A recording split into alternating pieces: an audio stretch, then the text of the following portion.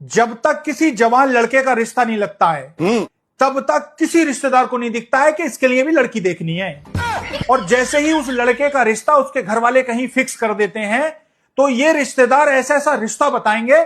कोई बताएगा विधायक की भतीजी का रिश्ता, कोई बताएगा चेयरमैन की लड़की का रिश्ता, कोई बताएगा बड़े बिजनेसमैन की इकलौती लड़की का रिश्ता। तो जब तक वो खाली घूम रहा था तब तक तुम्हारी आंखें फूट हुई थी, और जैसे ही उसका रिश्ता लगा उसके बाद तुम अपने अपने ब्लो से निकलने लग जाते हो। मामी अलग बोलेगी, बुआ अलग बोलेगी, मौसी अलग बोलेगी, तुमने लड़के का रिश्ता कर लिया बताया तक नहीं। अरे कम से कम लड़की देख रही थी मुझे तो बताती। ऐसी लड़की लेके आती आपके लड़के के लिए जो दहेज से पूरा घर भर देती, पूरे घर गृहस्थी को लेके चलती, जो सी गाड़ी मांगती वो सी गाड़ी दिलवाती, जिस शादी हॉल में आप शादी को बोलती उस शादी हॉल में शादी करवाती। कम से कम मुझसे जिक्र तो करती।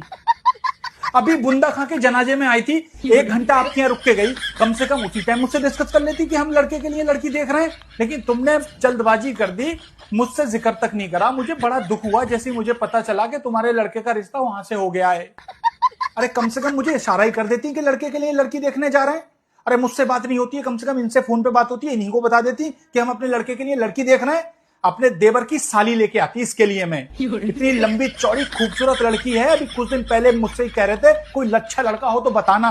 अच्छा 20 तोले तो सोना है उसका खुद का, और हाईवे पे 16 बीघे जमीन इसके लड़की के खाते में है। तुम मुझे तो बताती कि हम लड़के के लिए लड़की देख रहे हैं तुमने, लेकिन जल्दबाजी कर दी।